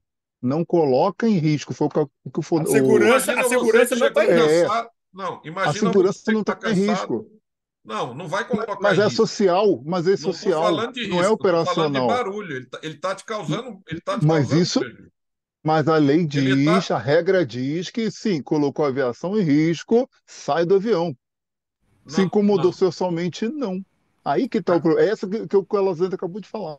Entendeu? Talvez a alegação mais adequada nesse caso seria eventualmente o comandante alegar que por conta do som os passageiros não escutariam os briefings de emergência e Sim, eventualmente numa sim, situação de emergência não escutariam as claro. orientações para uma evacuação. Mas para mim tem um ponto principal. Para mim, mais. Vou esquecer essa discussão. O ponto principal foi o que o Neto falou. Ele não sabia de nada disso. Que ele foi perguntar para o Neto o É, que isso devia aí. parar. Esse que é o Não, ele ponto não principal. sabe. Esse é o ponto Não, não principal. sabe. Para mim, Não esquece. sabe. Eu não vou descartar essa discussão, que ela é excelente, a gente pode até discutir outro dia. Mas para mim, Aham. a ignorância do comandante. Uma vez um comandante me procurou que tinha um passageiro passando mal e tinha um médico sem a carteirinha. E ele não deixou o médico acudir. E o cara quase morreu. Literalmente, o cara quase morreu. Mas tudo bem, não vou entrar nessa discussão agora. Se pode ou não pode atender. Não é essa discussão. Mas o que me assustou é que o comandante falou: Calazans, se o passageiro tivesse morrido, qual seria a minha responsabilidade? Eu falei: então, comandante, o senhor deveria saber disso. Não vou discutir que esse negócio é um assunto para outro. Só essa discussão vai dar uma hora. Mas o que me Não, mas não sabe. impressionou, no caso do Juvenal, E nesse caso que eu vi, é ignorância. O Raiol sabe. Parabéns para você, Raiol. Mas o nosso assunto agora é consciência jurídica. Os nossos pilotos, nem todos têm essa consciência que o Raiol tem. Posso só completar uma coisinha, fazer uma Deve. observação? Permitem? Esse debate é muito bacana. Eu concordo com o Raiol. Eu entendo que a questão da segurança, porque é o comandante como preposto da empresa, uma das várias atribuições é fazer justamente essa avaliação. Então, já parte do princípio que ele está preparado para poder fazer essa avaliação. Então, não sei o que que o delegado entendeu dentro, né, do critério, ou talvez da falta de explicação, não sei, mas a questão da competência assim, no meu humilde entendimento, acho que é bem claro, não é? Da questão da avaliação, e ele que depois vai responder administrativamente, se for o caso, até com uma ação de regresso. Mas uma das coisas que eu vejo muito acontecer na prática é essa confusão de entender que o comandante, que é o preposto da empresa, o que que é isso? Ele representa a empresa, né, a bordo, ele tem poder, ele tem poderes incontestáveis. Aí já é uma outra questão. Isso vai inserir na cultura da empresa, e acontece muito isso na prática. Por isso, muitas vezes, o piloto é culpado e fica todo mundo calado. A importância de um safety bem estruturado, com os profissionais corretos nesses setores, por exemplo, são imprescindíveis para que esse efeito dominó que a gente vê acontecer seja interrompido ou não ocorra. Quando nós temos um sistema desse estrutural, a gente falando de aviação comercial, de aviação geral, cada um com a sua característica, a falta de conhecimento do direito à vida, isso é uma coisa que é muito, muito perigosa na aviação. Esse entendimento da falta desse direito incontestável faz com que muitos, por falta de conhecimento, aceitem sem questionar. Então, essa questão, não vamos entrar nesse mérito, mas o fato de fazer sabendo que está errado, tem todo um sistema atrás nisso. Por isso a importância de um perito, quando conhece essa parte operacional e administrativa, de saber fundamentar e levar através dos documentos que todos têm acesso, só que muitos não conhecem, para poder justamente dar um embasamento, no caso, a parte que você for defender ou fundamentar, né? Muito E legal, só é isso. ressaltando, Delfino, o que você falou, as empresas hoje, eles estão transferindo responsabilidade, ou seja, quando você vê a supervisora da base já chamou a Polícia Federal sem o conhecimento do comandante. Mas Não- aí, Você está tá, entendendo? tô, Aí tô. é uma transferência aonde não é competência da supervisora, não houve isso ainda. Não Só houve que aí, avaliação do comandante. uhum. Você está Só que entendendo? aí eu entendo que há uma confusão da competência administrativa para a E jurídica. A sim, jurídica tem o CBA e perfeito, tem várias legislações que fundamentam perfeito. muito bem. A questão administrativa, ela não pode prevalecer sobre a jurídica.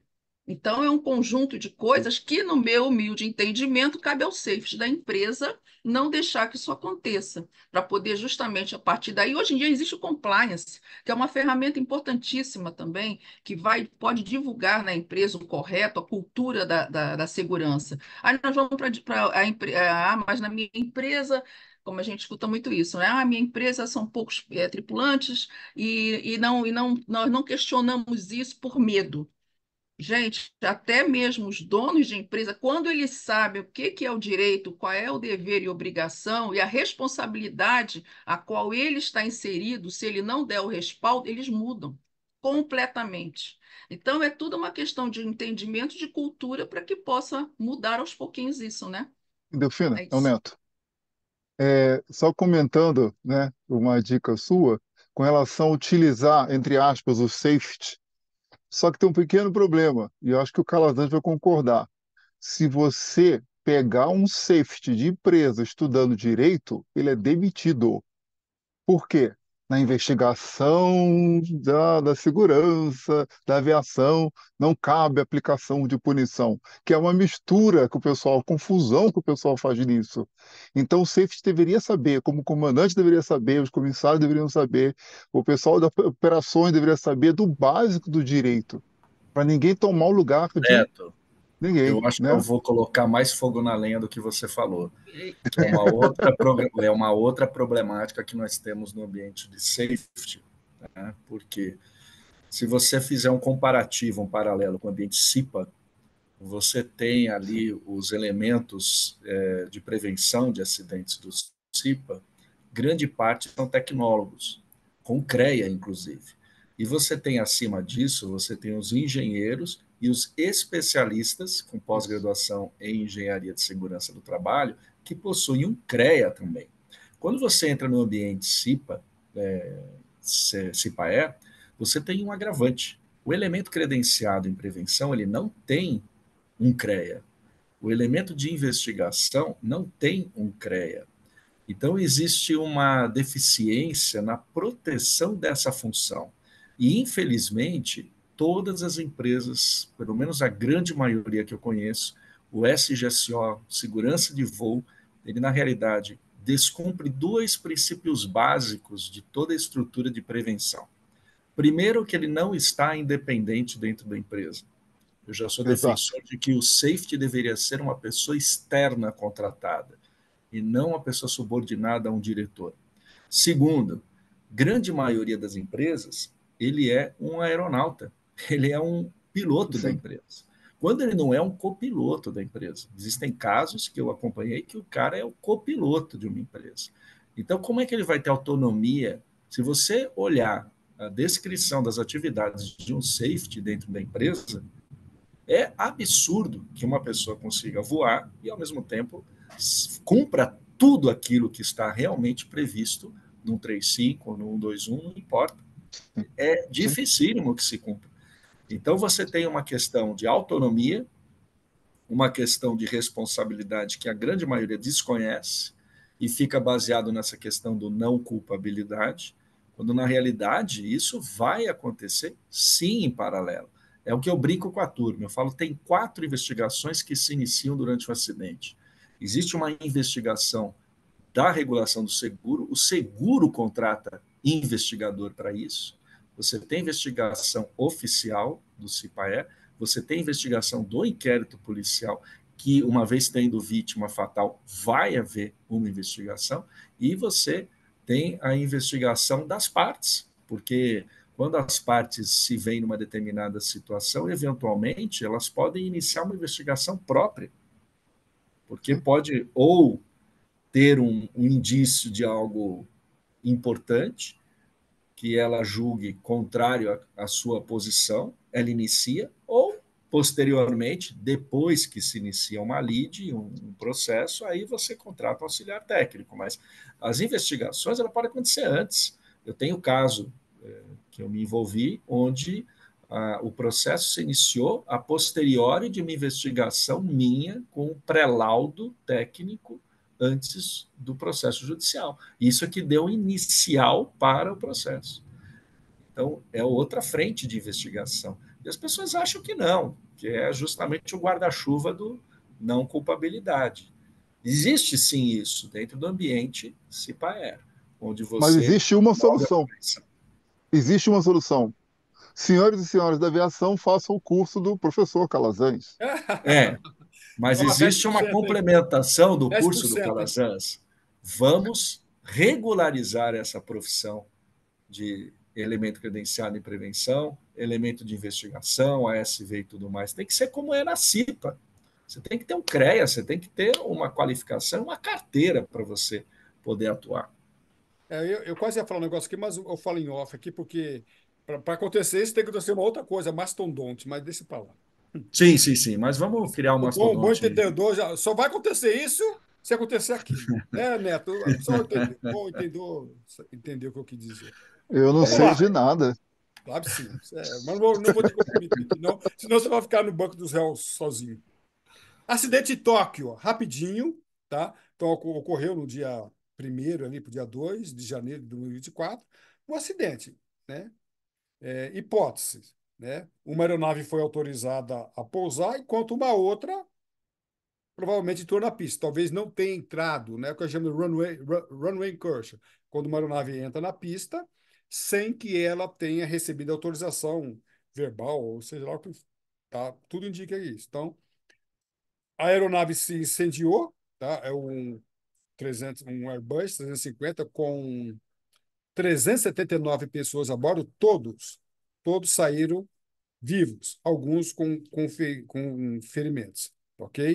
Então, e aqui que eu vou querer que a Delfina e o Vanderlei Cruz fale, por favor. Aqui eu vou querer a participação de vocês. A gente evoluiu muito, né? Aqui na conversa no primeiro caso. Aqui, para mim, né, foi muito importante. Só lembrando, Neto, aqui eu vou passar rapidinho, a gente vai ter que fazer uma outra live, senão a gente vai ficar 3 horas aqui. Aqui a transcrição da conversa entre os pilotos e os controladores. O Dash, que é da Guarda Costeira, não recebeu em nenhum momento autorização para entrar na pista, pela transcrição pela transcrição. Então, nós sabemos, ele foi autorizado a ir até o ponto de espera, não foi autorizado a entrar na pista. Tá? Aí, como foi, se ele entrou totalmente, se ele entrou parcialmente, se houve a colisão, como houve a colisão, é claro, se houver acidente, alguém errou. Né? Se foi o controlador, se foi as mensagens, sinalização. Aí eu pergunto, seria outro Tenerife? Eles atrás eu estava dando aula, o camarada falou, ô, Calazans, Tenerife foi em 77, né? É, dois Boeing 747. Eu estava dando aula, alguém falou, Calazans, você está atrasado, mas Tenerife ainda. Eu falei para ele, meu filho, Tenerife é um caso antigo, mas é um caso muito atual em relação à operação de aeronaves em redor do aeroporto, principalmente no que se refere à fraseologia. Tá? Nós temos vários acidentes que ocorrem pela mesma causa. E gente não estuda o Tenerife. E o cara falou, não, que o Tenerife por causa do hold. Balela, a palavra hold em momento algum foi utilizado pelos controladores ou pilotos no Tenerife. Então a gente está 47 anos depois do acidente falando uma coisa que não existiu. E acidentes se repetindo aí. Então, isso aqui, a investigação talvez seja mais fácil no sentido de ter mais provas, né? Mas eu fico aí a me perguntar, tá? Você tem Tenerife, tá? Você tem Moscou, aqui já voltando para a área do Vanderlei Cruz e da Delfina, quero que o Vanderlei Cruz fale. Aqui nós tivemos aqui em Moscou, em maio de 2019, uma aeronave decola e volta para o aeroporto com uma possível emergência. Na hora do pouso, não faz um pouso legal e a aeronave se incendeia. A aeronave se incendeia e, segundo alguns peritos, todos sairiam vivos. Só que não saíram vivos porque se preocuparam em sair com a bagagem de mão. Na saída, entupiu a saída e eles foram mortos primeiramente, não foi pelo fogo, mas pela inconsciência em consequência da fumaça. No caso do Tóquio, agora no início de janeiro, o elementar foi que os passageiros saíram sem a bagagem de mão, o que facilitou a saída. Tá? E aí nós temos o caso, né, do Rio Hudson, em 2009, que eu não sei como, né? A gente vê aí que o piloto decola do Kennedy, em gestão de pássaro, volta, não consegue voltar ao aeroporto JFK e todos sobreviveram. E aqui eu não tenho a menor dúvida que houve uma operação preciosíssima da tripulação, piloto, comandante e comissário e o passageiro, que aqui sobreviveram todos. Então eu queria começar pelo Vanderlei. Vanderlei, termo de utilidade pública. O que você falaria para os passageiros? E você, como técnico, uma larga experiência como comissário, chefe de cabine, voo internacional, o que você tem a dizer sobre isso aqui, companheiro? Fala, a mídia quer saber. Olá, boa noite a todos. Eu gostaria de falar que a participação da tripulação de cabine foi muito importante. Com certeza foi ligada à tripulação técnica também. Não resta nenhuma dúvida que teve uma preparação de cabine. Como que acontece isso? Logo no embarque tem as boas-vindas, tem a demonstração dos equipamentos de emergência, é feito é feito um briefing entre os tripulantes.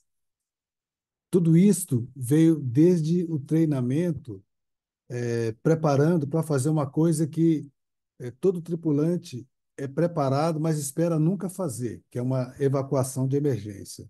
Mas quando tiver que atuar, e nós percebemos que eles atuaram muito bem, porque tiveram uma voz de comando efetiva, eles entenderam a importância do pouco tempo que tinham, porque fogo é muito sério em um acidente, porque as pessoas não morrem somente do fogo, a própria fumaça é um dos casos de maior óbito. Então, com certeza, eles orientaram para usar filtro e, na voz de comando, também mandaram deixar as bagagens e saírem imediatamente da aeronave. Então, a boa comunicação, a voz de comando, usaram equipamentos auxiliares também. Eu acho que foi um grande sucesso esta evacuação, o treinamento e a voz de comando em especial. Tem outros detalhes também. Vou passar para a Delfina, se quiser complementar. Você, como sempre, brilhante. Uma das coisas que me chamou muita atenção nesse acidente, essa questão da evacuação, volta-se logo a uma ideia, né, antiga, né, como comissária da Varig, eu vivi 23 anos na área internacional, dos treinamentos. Os treinamentos e o condicionamento da tripulação em questão de disciplina são imprescindíveis para qualquer situação no que tange à segurança. O técnico em segurança, comissário de bordo, ele é muito importante tanto no conhecimento da aeronave, em sua configuração, dos seus equipamentos de emergência, quais são os procedimentos que serão iniciais para qualquer controle, para evitar-se pânico. Importantíssimo que conheça também, até mesmo o passageiro, quando começa a entrar no avião, você mais ou menos já vai vendo como é o perfil das pessoas. E hoje, inclusive, existem empresas que na própria saída de emergência já procura conduzir, né, em algumas situações, um perfil de passageiro que possa abrir a porta da aeronave caso necessário. E nesse caso que eu estava vendo da aeronave no Japão, algumas portas não foram abertas e algumas pessoas questionaram: poxa, um avião enorme, um Airbus, abriram poucas portas, porque possivelmente já existia fogo fora da aeronave que foi percebido pelos tripulantes. Então, como o Vanderlei falou muito bem, o posicionamento dos tripulantes, no sentido da segurança de conduzir em 90 segundos uma evacuação de um Airbus com um número enorme de passageiros, foi muito importante uma questão do direcionamento, o posicionamento dos tripulantes, porque o passageiro jamais vai sentir-se inseguro com com o tripulante, por exemplo, que numa situação dessa vai chorar ou vai rezar, qualquer situação dessa. Então, o posicionamento da tripulação com certeza foi muito importante. É tão interessante isso que o condicionamento da nossa mente em saber o up, né, na hora de uma emergência, eu, por exemplo, até hoje, em qualquer hotel que eu vou, primeira coisa que eu quero saber é onde está a porta de emergência, onde estão os equipamentos, como a gente aprendia na aviação, né, Vanderlei? Separa o material para uma emergência já sair, já ver tudo isso, e isso fica, essa percepção é muito importante. Então, realmente, não foi um milagre. Eu acho que foi um treinamento muito bem feito, respaldado por uma empresa séria, que dá a cultura da prevenção como uma base sólida e importantíssima para exigir esse tipo de treinamento e disciplina dos tripulantes que, sem hesitarem, condicionaram, né, precederam esse evacuação da aeronave com brilhantismo. Só tenho que dar parabéns, realmente, foi muito bacana. Eu sempre falo que comissário não é garçonete de luxo. Comissário é agente de segurança, tá? Agora, eu queria em uma frase, Cruz e uma frase Delfina. A pergunta que eu muito ouvi pela mídia, o que vocês são treinados, pronto, acabou, não há dúvida em relação a isso. O problema é a passageiro. É difícil, mas numa frase, a gente precisa fazer um trabalho de conscientização. Mas numa frase, o que você falaria hoje? Que conselho você daria para os passageiros para enfrentar uma situação dessa? Em uma frase.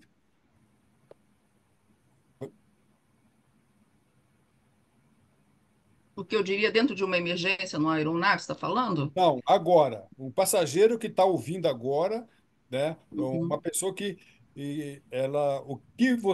conselho você daria para ela para se preparar para uma eventual situação dessa? O que você falaria? O básico, ouvir o que a tripulação vai direcionar. Não hesitar, não questionar, acreditar e fazer porque são segundos. O direito à vida, como a gente estava falando antes, né? É imprescindível. Então não há tempo para questionar, para nada. Obedecer e seguir as regras e fazer com a maior rapidez possível. Com Vanderlei certeza. Cruz. Assim, o bem maior é a vida. Então, deixar bens materiais, mala, bagagem, na hora da evacuação é importante. Então, não hesite em pegar qualquer coisa, atenda a voz de comando da tripulação, que vai ser o melhor resultado, vai ser sucesso e vai ter uma expectativa, muito grande de sobrevivência. Pessoal, nós estamos caminhando para o fim. O Fábio Anderson fez até uma proposta aqui, mas eu quis fazer essa finalização, seria o ideal. A gente não deveria fazer outra live só para esse caso 2 que a gente, na verdade, nem entrou no caso 2 queria entrar principalmente no que se refere ao tráfego aéreo. Mas, devido à adiantada aula do horário, foi muito boa, eu não quis cortar. Então, isso aqui vai ficar no YouTube, quem estiver assistindo já vai estar aqui. E nós vamos fazer outros encontros, tá? Com vocês. Pretendo, assim, pegar daqui para frente um caso só e trabalhar um caso só para que a gente trabalhe não com muito tempo, tá ok? Então, lembrando, tá? Você pode fazer contato com o professor Calazans, nos nossos contatos e-mail ou zap, né? E conhecer a percepção do CSI da aviação. Sua atitude define a sua altitude. Voe alto, estudo com o professor Calazans. Entra para ser um perito aeronáutico na constituição do CSI da aviação. IPK, impecável. Cada um de vocês, rapidinho, uma palavra de despedida, uma frase, seja lá o que for. Tá à vontade aí. Cada um, começando pelas mulheres. Se segura aí. Não posso nem passar a palavra. Não, Eu ladies não preciso first. nem dizer o prazer de estar com vocês. Sempre muito bom essa vontade, né, de nós trocarmos informações, aprendermos sempre, ressaltarmos a importância do conhecimento. Sem conhecimento, nós não vamos para frente. E a aviação não comporta curiosos. Grandes problemas de aviação ainda existem por pessoas curiosas que, infelizmente, ainda intitulam-se como especialistas em aviação. Isso é muito perigoso, isso é muito temerário. E a gente precisa cada vez mais estudarmos para podermos contribuir e não regredir com a aviação. Muito obrigada mais uma vez a todos, uma boa noite. Fábio Anderson. Agradecimento, agradecer, professor Calazans, pelo convite, essa oportunidade de troca. A gente pode dar a nossa visão, mas muito atento aos colegas e a estar aberto às novas visões do direito e ao transporte aéreo, que é tão importante para o avanço da sociedade e da economia. Obrigado e satisfação tê-los, dividir a tela com vocês. Jefferson Fragoso. Acho que nesse momento aí o agradecimento pela troca de experiência, a turma toda aqui é fantástica. Se colocar no peso e balanceamento aí, tem mais de 300 anos de aviação acumulado nesse vídeo aí. Mas estou à disposição aí. Raul. Mestre Calazans, primeiro agradecer pelo convite, é um prazer poder estar aqui participando dessa live, agradecer essa oportunidade. É muito bom a gente poder estar no meio de profissionais é, de tanta experiência, né, de conhecimento, e poder, como a Delfina colocou, compartilhar o conhecimento, a experiência, e fazer da aviação, trazer isso para a aviação, para a comunidade aeronáutica, para que ela cresça, desenvolva dentro desse cenário de voos seguros, onde a gente possa aplicar toda a ferramenta, né, que leva a uma condição de segurança de toda a atividade aérea. Muito obrigado a todos e uma boa noite. Ok. Jefferson Fragoso, falta você só? Só, né? Não, Não, Neto, Neto. Não, o Neto e o, Falta o Neto só. Neto e o Neto Cruz. e o Cruz. Vai lá, Neto, tá contigo. Professor Calazans, muito obrigado pela sua oportunidade mais uma vez. Tá? É sempre um prazer estar entre esses profissionais de alto conhecimento. É muito interessante trocar figurinhas e deixar uma frasezinha, né? Conhecimento nunca é demais. Não estou falando só de aviação, em qualquer situação. Então, Exato. aprenda muito sobre a sua atividade, mas também saiba sobre as outras atividades linkadas à sua. Tá? Não que você é um piloto de avião, você tem que saber tudo sobre mecânica de avião. Não. Mas saiba o essencial para você poder se prevenir, se cuidar, né? E etc. Gente, muito obrigado pela oportunidade. Uma boa noite para todos. Cruz, Doutor Calazans e demais especialistas, privilégio participar. Agradeço muito, importante ouvir, aprender e colocar em prática para que a aviação fique cada vez mais segura. ok, Obrigado. pessoal. Todos já se despediram, né?